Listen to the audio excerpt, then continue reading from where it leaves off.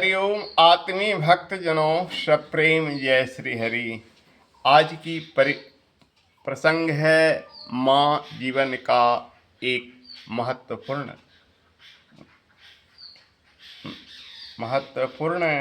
रिश्ता है। दुर्गा सप्तशती मार्कंडेय पुराण का अंग है। ईश्वर के स्वरूप में माँ की वंदना किया है इस श्लोक के द्वारा। या देवी सर्वभूतेषु शक्तिरूपेण संस्थिता नमस्तस्यै नमस्तस्यै नमस्तस्यै नमो नमः। तुम शक्ति रूप हो माँ।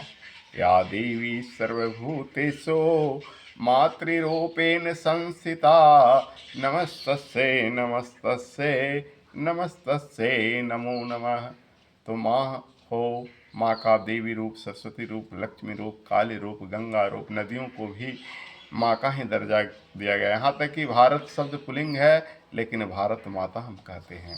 तो ईश्वर की सभी स्वरूपों में माँ का स्वरूप है और मनुष्य की माँ एक जीवित ईश्वर की प्रतिमा है। 3 अक्षर है माँ, ओम, भू। ये तीनों एक अक्षर का मंत्र है। प्रणव को महामंत्र कहा गया है, वैसे ही माँ बोलना महामंत्र है।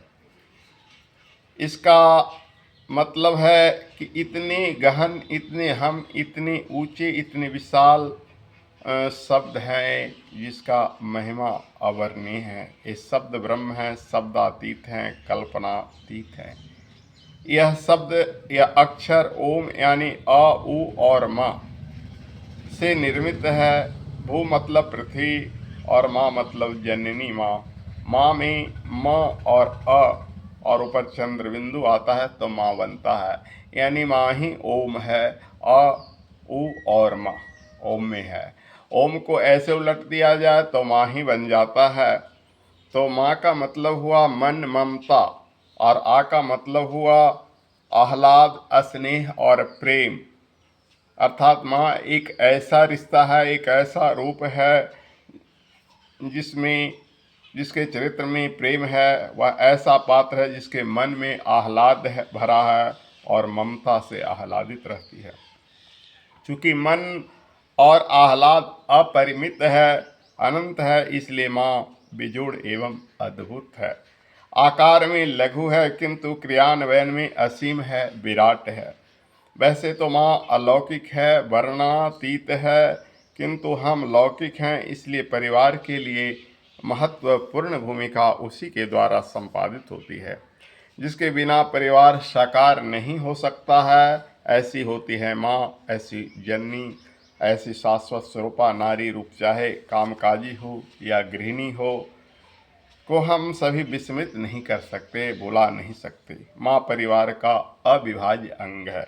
माँ की चाहत अपने पुत्र पुत्रियों पर सदैव समान रूप से रहती है, न किसी से कम न किसी से ज़्यादा।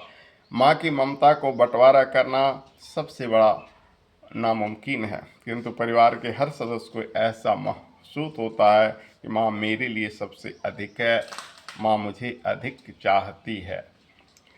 पिता चाहे कितने ही अच्छे क्यों न हो, संतान पिता की तुलना में माँ से सर्वाधिक निकट होता है।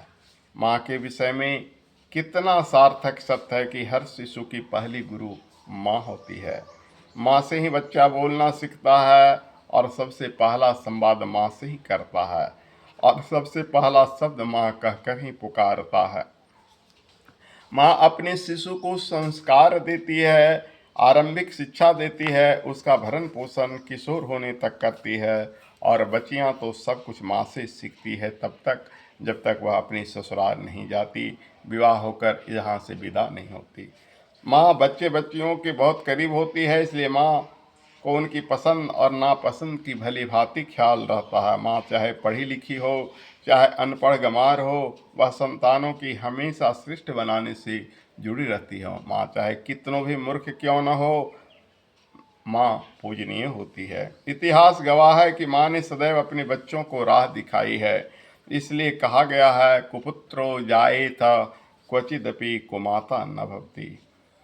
अर्थात एक बार संतान गलत मार्ग पर चल जाए पर माँ कभी कुमार्ग पर नहीं जाती, कभी कुमाता नहीं होती। चाहे पौराणिक समय की बात हो या आधुनिक समय की बात हो, चाहे मानव की बात हो या किसी पशु पक्षी प्राणियों की बात हो, सबके अगर निकट का रिश्ता हो तो माँ का होता है। माँ का उदाहरण देना दूसरे माताओं के साथ अपमान करना है, इसलिए माँ की उदाहरण से इतिहास के पन्ने पन्ने भरे हैं।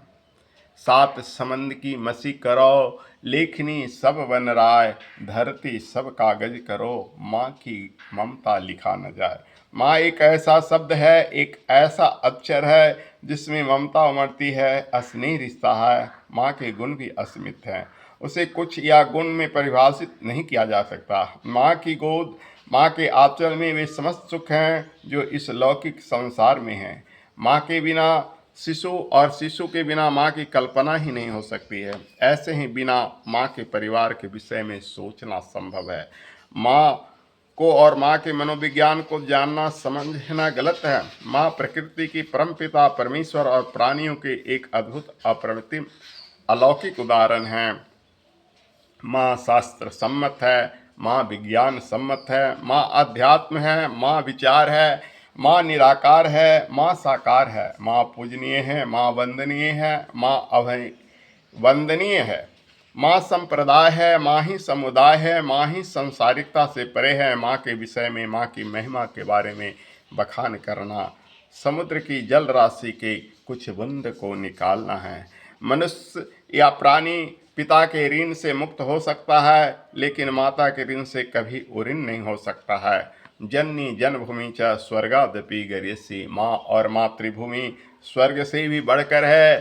कुरान शरीफ भी कहता है कि माँ के कदमों के तले जन्नत होता है। माँ के विषय में कवियों, शायरों, साहित्यकारों ने भी बहुत लिखा है। यहाँ यह कहना कोई अतिशयोक्ति नहीं होगा कि माँ का मंदिर सदैव शिखरों पर होता है, जैसे वैष्णो देवी, मंगला गौरी, विंध्यवासिनी इस पर्वत की ऊंची शिखरों पर ही बसती है। माँ सदैव ऊंची रहती है, माँ का रिश्ता सदैव ऊंचा रहता है। इसलिए जितने भी देवी माँ की प्रतिमाएं हैं, जितने भी देवी माँ के प्राचीन तीर्थ हैं, सब पर्वत के ऊंचे शिखर पर हैं। माँ ज्वालामुखी, बहुत सारी माँ की मंदिर पर्वत के ऊपर रही रहते हैं।